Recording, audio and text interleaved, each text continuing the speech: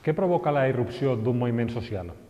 Quins elements els cohesionen i possibiliten el seu èxit o fracàs?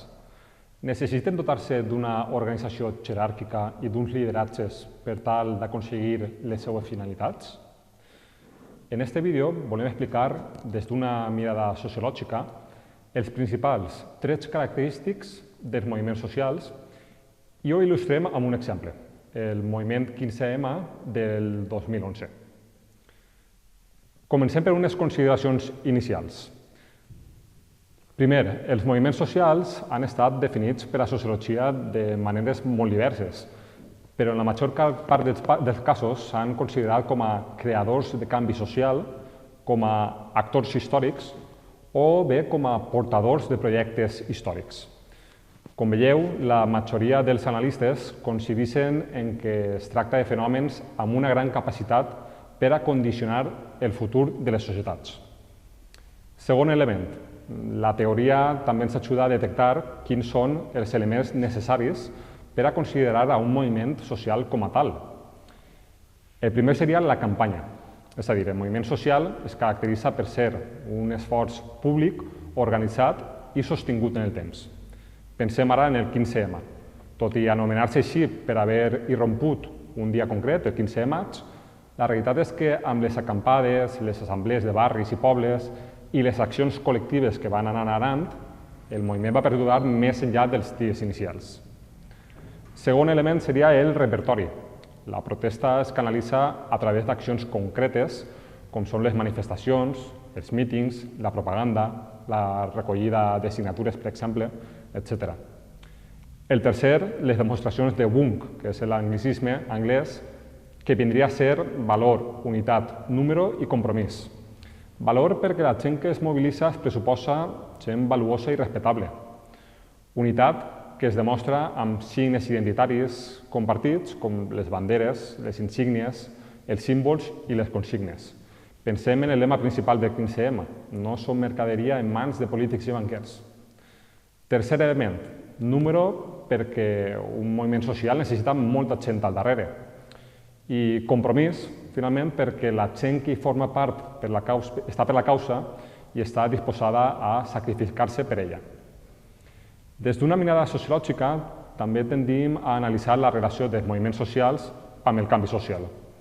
Per això, ara analitzem tres elements principals.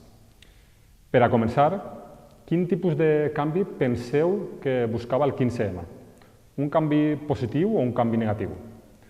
És a dir, penseu que pretenia introduir alguna cosa que faltava en el sistema o que l'objectiu real era parar o evitar algun canvi concret?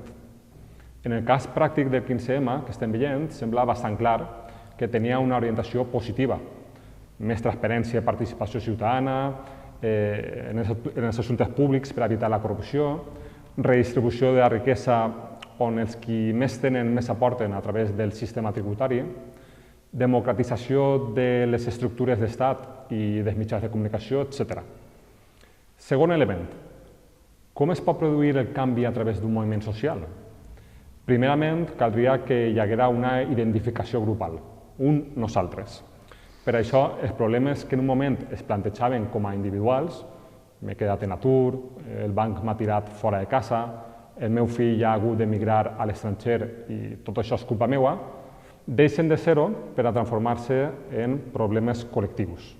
Es van vendre que Espanya va bé, i quan en realitat s'estava alimentant una bombolla immobiliària i com a conseqüència són moltes persones col·lectivament les que compartim els mateixos problemes.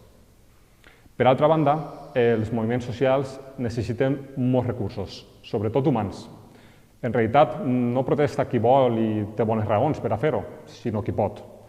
Per això, molts moviments socials que diuen representar un estrat social en concret no naixen de les ments que pertanyen a aquests estrats socials. Pensem, per exemple, en el moviment obrer i els pensadors Marx i Engels, que no venien precisament dels estrats purament obrers o del proletariat, malgrat buscar la seva representativitat. Però també vindria a ocórrer una cosa bastant semblant amb el 15M i els inicis de les protestes formades principalment per joves, tot i que aspiraven a un moviment intergeneracional. El temps i el capital cultural al capdavall són recursos indispensables per a la formació d'un moviment. Dins d'aquest segon punt trobaríem l'anomenada també finestra d'oportunitat. Podríem dir que els moviments socials no esclaten quan hi ha molt de malestar, sinó quan hi ha una percepció clara de que es pot guanyar. Haguera irromput el 15M sense internet i l'aparició de les primeres xarxes socials? O sense tota una estructura educativa que va fer d'aquella generació la més formada en termes quantitatius? El tercer element dintre de la relació dels moviments socials amb el canvi és el lloc on es produeix. Els moviments socials generen canvis en els mateixos moviments socials, és a dir, canvien lideratges, estructures organitzatives, de plantejaments, d'objectius i fins i tot muten cap a altres organitzacions. Pensem ara en les marees blanques per la sanitat pública o les verdes per l'educació pública, o totes les associacions i entitats que nasqueren arran del 15M. Però els moviments també generen canvis externs en la cultura política, en les lleis o en el mateix règim polític.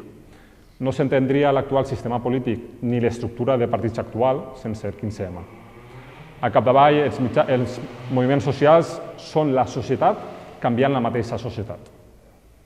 Seguim amb la sociologia, ja que també es permet fer una classificació dels moviments socials, però sempre tenint en compte que parlem d'allò que deia Max Weber, el sociòleg, de tipus ideals, és a dir, de construccions mentals un poc simplificades o exagerades per explicar conceptes teòrics més complexos. Tenint en compte això, la primera classificació dels moviments socials que destaquem és segons el seu abast. Què diríeu que era el 15M?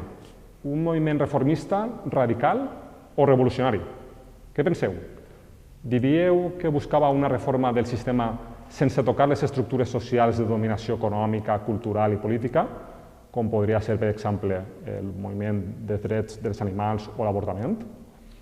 O més bé volia generar canvis profunds i transformacions estructurals com el moviment anti-apartheid de Sud-àfrica o els moviments d'alliberament nacional de les antigues colònies? O més bé hauríem de parlar del 15M com un moviment revolucionari que buscava la transformació total de la societat, com el cas del mil·lennialisme? Deixa l'opinió en els comentaris del vídeo, perquè de segur que trobarem diferents punts de vista al respecte i podrem muntar un bon debat. Una altra classificació de moviments socials seria respecte a la seva ideologia. Parlem d'un moviment social progressista que busca un canvi mirant cap al futur o un moviment social conservador que busca mantenir l'statu quo. Evidentment, el 15M seria classificat entre els primers. Amb tot, també hauríem de considerar, quan analitzem els moviments socials, que hi ha moviments retrògrads, aquells que miren cap al passat i que persegueixen restaurar institucions o lleis anteriors. Penseu ara, per exemple, en aquest cas, en el moviment antiavortista. La tercera classificació seria segons l'orientació del moviment. Està assenyalant i denunciant l'estructura social, econòmica o cultural d'un país, com per exemple el sistema de classes? O per contrari s'orienta més cap a l'acció de l'individu i prioritza el canvi de mentalitat individual?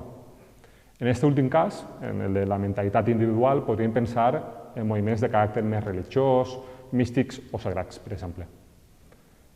La quarta manera de classificar els moviments socials seria segons l'estratègia que empren i que podria ser o bé instrumental per una banda o expressiva per altra.